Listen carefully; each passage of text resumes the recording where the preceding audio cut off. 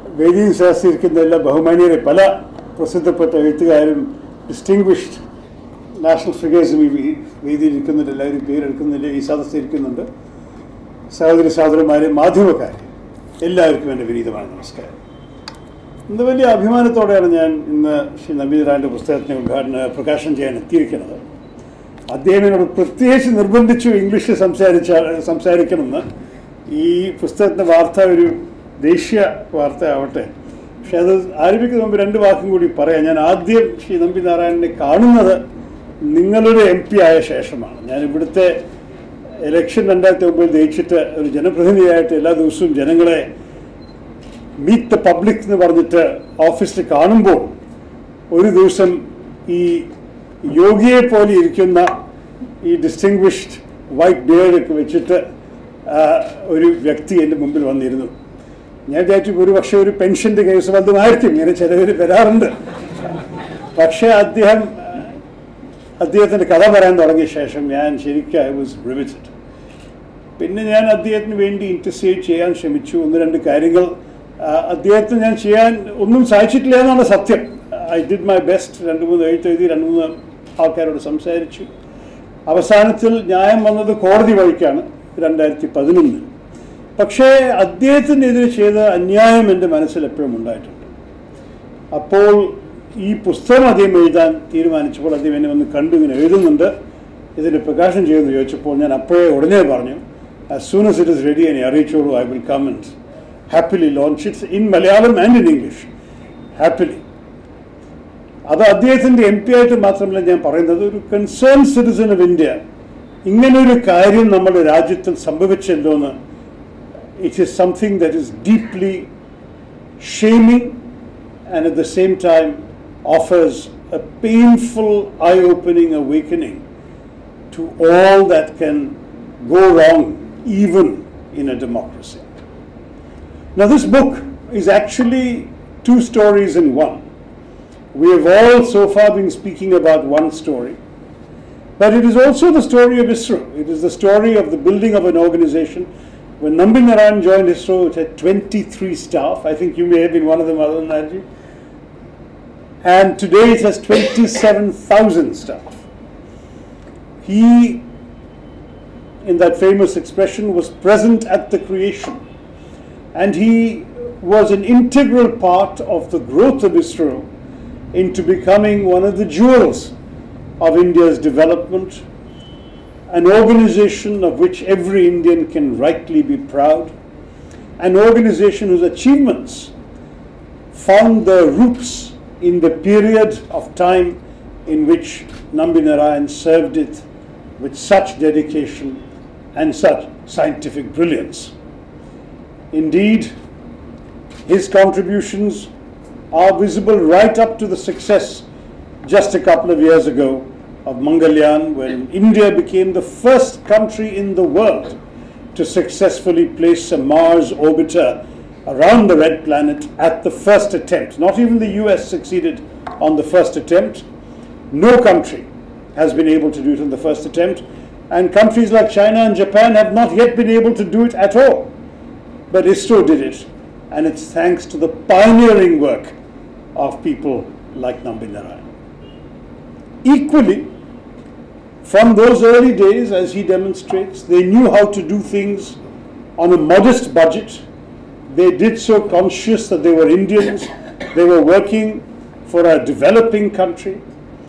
And it's something that's a matter of great pride today that the entire cost of Mangalyaan is lower than the budget of the Hollywood space movie Gravity, and only 11% of what NASA spends on its Mars orbiter. So this is the story of the organization as well.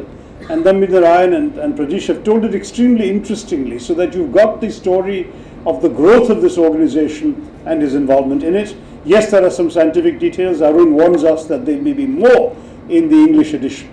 But the scientific details are important to understand, perhaps, why the second story became part of this whole episode. Nambinarayan is today 76 years old. So what happened to him happened when he had already had a fairly distinguished track record. He was in his early 50s. He already had established a certain reputation, not just in Israel, not just in India, but internationally in his field. There are a number of pictures of him in happier times and different international events and conferences. When he went to Princeton, he was invited to remain in America. He could have chosen to, if he wanted to, have a comfortable life and a much higher salary. He could have stayed in America and made a life for himself there. But he chose to come back to India and to serve his country. It's a choice that a few of us have made at different times in our lives. I made it somewhat later than he did. But all of us know that balance of, do you go for your own personal comforts and convenience and luxuries, or do you go for a sense of meaning, a sense of purpose in your life, a sense of making a difference to your own country and your own people? Naminarayan chose that latter option. He chose to come back to India. He chose the tougher option, the less well-paying option, the less comfortable option, even in his own profession. He knew he would be working with less money, less resources, but certainly with people of great idealism and competence. The entire story of India's space, satellite, and rocket technology development is a fascinating story. At the same time, as has been hinted at by the previous speaker, there are murky and unexplained mysteries in it. We already had on the nuclear side the plane crash of Dr. Homi Bhabha in 1966, at a time when, not long after he had told Pandit Jawaharlal Nehru that India had the capacity to go nuclear if he was given the order to do so. Then we have the, to some, unexplained death, sudden and unexpected death of Dr. Vikram Sarabhai. But amongst all the mysteries that have sometimes assailed this cutting-edge organization, one scandal stands out, and that was what happened to Naminarayan in 1994, the echoes of which continue to haunt us today. I think you all know the bones of the story, but there he was, arrested, dragged into jail and to interrogation, the most humiliating, inhumane interrogation, accused of all sorts of nameless sins, with a cast of characters that could have been dreamt up in a rather bad Bollywood movie, with two Maldivian women being dragged into this mystery, alleged Pakistani handlers, and an IB accuser who himself is later unmasked as a spy and leaves the organization in disgrace. Quite an extraordinary story, which is all well told in a very gripping narrative, written with novelistic flair by Prajesh Sen. But think of what a human being goes through. This is somebody who's devoted his life to the organization. This is somebody who's doing extraordinarily cutting-edge research. This is somebody who had the initiative to be able to get certain indispensable parts supplied from Russia. Remember, the Soviet Union collapses in 1991. In the early years of the 90s, Russia is very much under the strong influence and pressure of the United States. And they're collaborating with ISRO and are told not to do so. And Naminarayan manages to get some things out of Russia into India in time, and he describes it in detail, including how certain airlines were unable and unwilling to carry the material he needed, and they had to charter an aircraft to bring it to Thiruvananthapuram. Does all of that, a man who is really doing something in order to give the country a leap forward in an area of technology that ultimately will lead to where we are today. And this man is arrested. The police offer to put a handkerchief on his face. He says, I don't need it, I know I'm innocent. He walks boldly in front of the cameras. I don't think there were perhaps as many cameras as we see today for this event. But he comes, he is interrogated in the most humiliating and insulting terms. He asks for water, the water is thrown in his face. People are screaming at him that you don't deserve water. His chair is kicked away, you don't deserve a chair. He is hit repeatedly on his head and his body.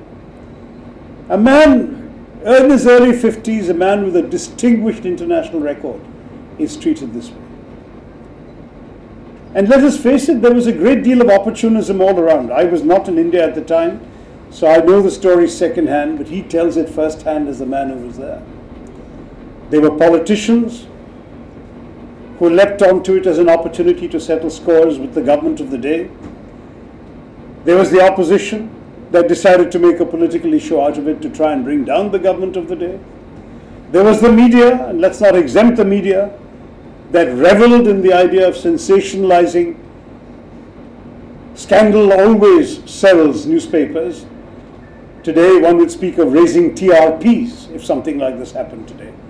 And we know from a number of cases in today's media that it would have been worse today. Nambi Narayan has very little to be grateful for, but he should be grateful that it was 1994 and not 2014, when all these channels would have gone around declaiming the nation wants to know and made an even bigger villain out of it. All of this happens. He stands his ground. The case starts collapsing at every stage. And of course, fortunately, there are still decent, fair-minded people in our country. The CBI steps in. An independent judiciary has its say. Eventually, his name is cleared. But let's face it, his career is in ruins. He is reduced to going from pillar to post, from court to court, to seek justice, to seek some compensation. The National Human Rights Commission awards him an immediate interim relief of 10 lakhs of rupees. It takes him 11 years to get that 10 lakhs. He has asked for a larger compensation. It is still being denied to him. This gentleman might have risen to become head of Israel. He might have been a figure of great fame in this country like Dr. Madhavan Nair or the other successors, now people younger than him who have risen to that top position. He might be remembered today as the father of our space technology. There might be a stamp being issued for him. Instead, he has had to cope with the indignity, the humiliation, the pain of false accusations, of insults. And I ask you, how easy it is for us to be unjust to a human being who has served this nation. Somebody may well have planted the story, and I think we've already heard the possibility that there would have been dirty tricks from a foreign country that didn't want India to progress in a certain path as it would have progressed under Nambi Narayan's leadership. Maybe we will only find out the truth of that when that country declassifies its own documents. But even if it was a foreign country that started this process, how many Indians were also complicit in what went wrong? How many police accepted the responsibility, the job of attacking an innocent man in the interests of their own careers? How many behaved with an inhumanity that is painfully described in this book? How many in the media cheerfully swallowed lies, accepted the motivated leak, the malicious allegation because it gave them good headlines, good copy, put them on the front page? How many politicians saw in the misfortune and suffering of an individual human being an opportunity to score petty political victories, temporary political victories that didn't even last very long in the overall span of the political fortunes of the state or of this country? This is what, unfortunately, the Nambi Narayan case reveals about us as a society and as a system. And I speak with pain about this because I genuinely believe it could happen again. I believe that all the ingredients that poisoned, that put toxins into the atmosphere around Nambi Narayan are still present in our society. We have opportunistic politicians. We have a meretricious media quest in the permanent quest for temporary sensationalistic gains. We have, unfortunately, careerist people in the police. We have people at every level of our society who, instead of being guided by the larger truth, guided by the conviction that we must do what is right, will only do what is suitable for them, and that too for a particular moment. That is the biggest weakness of our society today. One good man has suffered, and thank God he has survived, and he is there to tell the tale. He is telling a tale which is a cautionary tale for all of us. It is a warning to all Indians that every time we let something like this happen, we are sticking a knife into ourselves as a country. We are hurting our own society and our own prospects of future greatness. One man was denied the greatness that might have been his due. One man was made to suffer all sorts of indignities, humiliations, insults, pain. We have not even talked about what his wife went through, what his family went through. The Deputy Prime Minister you were quoting earlier, Madhuji, he said, the nation is more important than any individual. That was the line that was given by the Deputy Prime Minister. But is this truly the nation? Or is this the nation that is behaving in a way that by betraying an individual betrays itself? I believe in the case of Nambi Narayan, India, our nation, has betrayed itself. Launching this book is a small act of restitution. As has been said, the story is not over. No one now believes that he was a spy, that any secrets were exchanged. Honest journalists, and M.G. Radhakrishnan was one of them, working for India Today with Shekhar Gupta, Jacob George and others, they already wrote in the 1995, I think, stories revealing that this story was not what it was supposed to be. And Shekhar Gupta has written an article talking about how President Abdul Kalam came up to him after the story was published and said, "Thank you for restoring the name of ISRO. Our ISRO scientist was not guilty of what he was charged, and it's time the country knew that." But despite the few good people, the few good institutions that somehow worked, let us know that there are still many for whom the cheapest, most tawdry motives will still lead to false accusations against innocent people and will still potentially lead this country into the darkness. So let us today recognize Nambi Narayan for all that he has done for the country. Let us collectively seek his forgiveness for what our society has inflicted upon him. But let us also take heed to the warning of his book, that if this can happen to one good man, it could happen to others, and that we owe it to ourselves. In the name of the better India we all want to build, we owe it to ourselves never to let something like this happen again, and to make recompense, reward and compensation for what has happened to this one good man. With those words, I wish you all success with this book. I hope it opens the eyes of many, many millions of people, and of course that the two writers, as well as you, do very well out of the royalties too. Good luck with the publishers. Congratulations and thank you. I don't want to take much time because it's already becoming late. And on behalf of me, everybody here has talked enough. I have only one request, a very simple request, that